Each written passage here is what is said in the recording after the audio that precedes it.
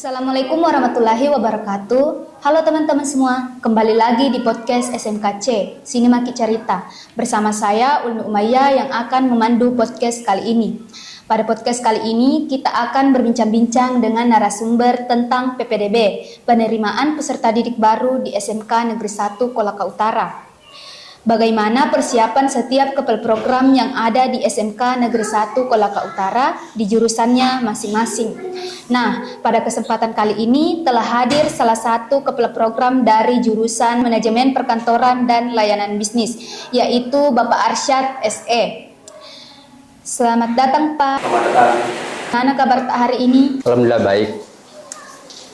Jadi pada kesempatan kali ini sangat tepat rasanya kita berbincang-bincang seputar jurusan MPLB dan persiapan PPDB di jurusan Manajemen Perkantoran dan Layanan Bisnis. Pertanyaan pertama, bisa menceritakan singkat saja awal mula dibukanya jurusan Manajemen Perkantoran dan Layanan Bisnis di SMK Negeri 1 Kolaka Utara. Terima kasih. Sebelumnya saya ucapkan Assalamualaikum warahmatullahi wabarakatuh. Perkenalkan, nama saya Arsyad SE, salah satu guru yang mengajar di MPLB, Manajemen Perkantoran dan Layanan Bisnis. MPLB ini muncul belakangan. Sebelumnya namanya adalah Administrasi Perkantoran, dibuka pada tahun 2008. Jurusan kedua setelah jurusan ATP. Kemudian di belakangnya diikuti oleh jurusan PSM. Begitu gambaran singkat mengenai MPLB. Jadi perubahan nama ini pertama Administrasi Perkantoran, beberapa tahun kemudian berjalan berganti dengan kurikulum, berubah namanya menjadi OTKP, Otomatisasi dan Tata Kelola Perkantoran. Kemudian beberapa tahun kemudian berubah lagi menjadi MPLB, Manajemen Perkantoran dan Layanan Bisnis. Dan inilah yang berlaku sampai hari ini. Kemudian bagaimana persiapannya untuk menghadapi penerimaan peserta didik baru? Tentunya setiap jurusan mempersiapkan diri supaya bagaimana bisa ada siswa baru pada jurusannya itu. Persiapannya semua yang terkait dalam sivitas akademika SMK Negeri 1 Kolaka Utara bekerja sama dengan baik, ya, berbagi tugas, ada yang membuat brosur, kemudian disebar, dan salah satunya adalah MPLB, dia mengadakan sosialisasi ke setiap sekolah-sekolah menengah pertama SMP yang ada di Kecamatan Katoi khususnya dan di luar Kecamatan Katoi seperti Kecamatan Kodeoha, bahkan sampai ke Kecamatan Lasusua.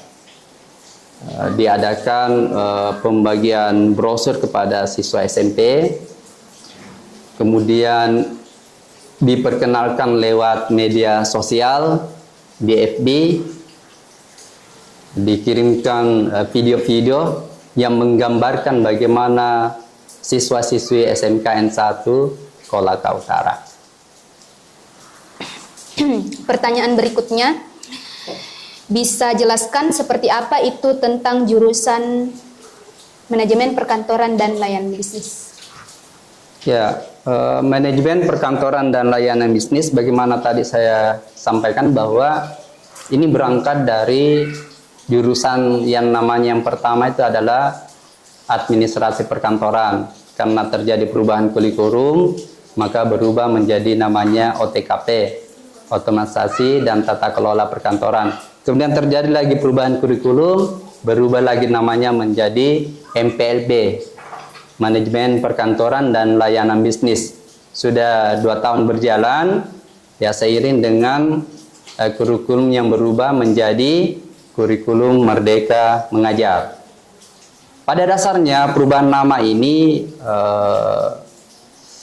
tetap sama, ya isinya tidak mengurangi mata pelajaran yang ada di dalamnya dalam artian materi-materi yang menyangkut perkantoran. Hanya nama saja yang berubah. Selanjutnya, jadi keahlian apa saja yang didapatkan atau dipelajari peserta didik yang ada di jurusan manajemen perkantoran dan layanan bisnis? Ya, keahlian yang ada di MPLB adalah dasar-dasar manajemen perkantoran dan layanan bisnis. Di dalamnya banyak sekali pembelajaran yang diberikan. Di antaranya adalah mengenai kearsipan. Bagaimana seorang siswa diperkenalkan supaya bisa mengarsipkan sebuah berkas atau data, agar nantinya ketika dibutuhkan data itu mudah ditemukan dan mudah diambil. Yang kedua, ada pelajaran teknologi perkantoran. Ya, peserta didik MPLB diperkenalkan bagaimana supaya mengikuti perkembangan ilmu pengetahuan dan teknologi. Jadi tidak ketinggalan perkembangan teknologi. Mereka diperkenalkan teknologi-teknologi yang berlaku di masa kini, ya, seperti komputer, laptop, LCD, dan lainnya. Kemudian ada mata pelajaran yang berikutnya adalah yang mengenai bagaimana kehidupan kepegawaian. Ya, di situ diajarkan ya manajemen kepegawaian, mempelajari hidup matinya yang namanya pegawai, terutama pegawai negeri sipil. Kemudian diperkenalkan juga manajemen keuangan, manajemen sarana dan prasarana, manajemen humas dan keprotokolan, agar nantinya anak didik kita ini bisa berbicara di depan orang banyak, dan masih banyak yang lainnya, namun itu yang kami sempat sebutkan. Pertanyaan berikutnya, jurusan MPLB masih baru di SMK Negeri 1 Kolaka Utara. Bagaimana tentang sarana dan fasilitas prakteknya untuk siswa-siswi di jurusan MPLB? Ya, sebenarnya tidak baru ya. Jurusan MPLB hanya nama yang baru, tapi pada dasarnya dia sudah lama, kurang lebih sudah 10 tahun. Dari perubahan nama yang pertama administrasi perkantoran sampai sekarang ini MPLB. Jadi kalau masalah fasilitasnya, alhamdulillah pihak sekolah sudah memberikan fasilitas berupa gedung, RPS, ruang praktek siswa. Di dalamnya dilengkapi berbagai fasilitas berupa interior kantor, ya, berupa hiasan kantor, ruangan kantor, bahkan furniture kantornya yang lain dilengkapi semua, termasuk di dalamnya dilengkapi laptop dan LCD, dan bahkan dilengkapi dengan perabot kantor berupa meja, kursi, dan lemari. Harapannya tentunya fasilitas ini semua dipergunakan demi memudahkan proses belajar dan mengajar, khususnya di jurusan MPLB. Bagaimana dengan peluang kerja ke depannya setelah lulus dari jurusan MPLB ini? Peluang kerja jurusan MPLB itu sangat menjanjikan. Kenapa? Karena jurusan MPLB ini bersifat global, bersifat universal. Artinya alumni dari tamatan MPLB ini bisa memasuki di dunia usaha atau di dunia industri di mana saja. apa saja. Karena kami meyakini bahwa setiap organisasi perusahaan itu ada kegiatan kantornya. Ketika ada kegiatan kantornya, maka jurusan MPLB bisa masuk. Karena konsentrasinya jurusan MPLB adalah bagaimana mereka mempelajari yang namanya dunia perkantoran. Dia pasar-pasarnya besar, berpeluang besar. Seperti dia bisa jadi sekretaris. Ya, walaupun dia sementara kuliah, dia bisa jadi sekretaris ataukah asisten sekretaris. Dia bisa jadi guru. Ya, ketika dia tamat dari sini, kemudian kuliah perkantoran, dia bisa jadi guru perkantoran. Kemudian dia bisa bekerja sebagai pegawai staf tata usaha karena dia mengerti yang namanya administrasi. Yang berikutnya, dia bisa bekerja sebagai staf keuangan. Ya, bisa jadi bendahara. Ya, karena di perkantoran itu diajarkan masalah manajemen keuangan. Kemudian yang berikutnya, dia bisa bekerja di dunia perbankan. Sebagaimana tadi saya gambarkan bahwa dia dibekali dengan ilmu keuangan. Dan dia bisa bekerja jadi angkatan baik polisi maupun tentara. Karena ini memberikan semua peluang yang ada di dunia yang bisa kita masuki. Saya kira seperti itu. Apa harapan Bapak untuk siswa-siswi yang ada di jurusan MPLB saat ini?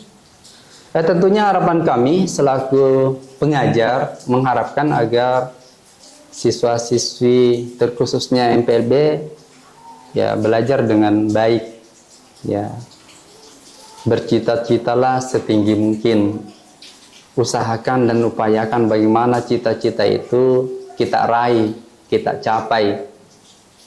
Kemudian tentunya ya bagaimana supaya bisa menjadi kebanggaan orang tua, kebanggaan guru, dan kebanggaan di mana kita tinggal. Nah, itu harapan kami selaku guru supaya juga bisa bernilai positif ya di sekolah maupun di mana saja nantinya kita berada.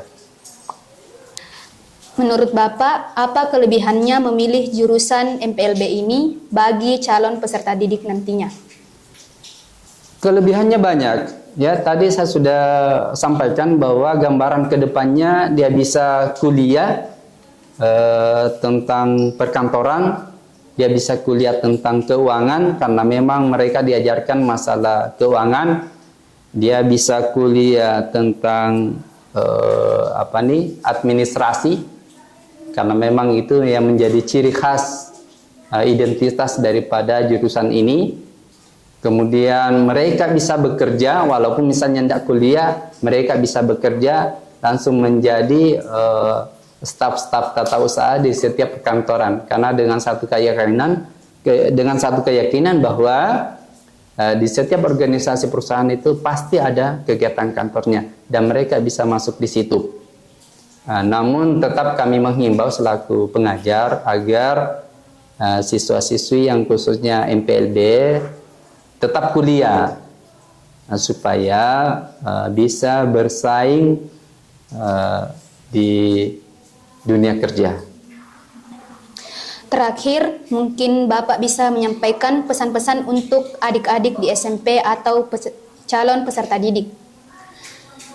Ya, kami mengharapkan agar calon peserta didik baru khususnya dari SMP yang ada di wilayah Kecamatan Kodeoha, di wilayah Kecamatan Tiu, di wilayah Kecamatan Katoi, bahkan di wilayah Kecamatan Lasusua, bahkan secara umum yang ada di Kolaka Utara ini agar bisa mendaftarkan diri masuk sebagai peserta didik baru di SMKN 1 Kolaka Utara dengan memilih jurusan yang sesuai dengan minatnya. Di sini ada beberapa jurusan. Yang pertama ada jurusan ATP, Agribisnis Tanaman Perkebunan. Yang kedua ada jurusan OTKP, yang sekarang namanya berubah menjadi MPLB, Manajemen Perkantoran dan Layanan Bisnis. Yang ketiga ada jurusan TSM, Teknik Sepeda Motor. Yang keempat ada jurusan Multimedia. Yang kelima ada jurusan Nautika Kapal Niaga atau NKN yang berkaitan dengan pelayaran.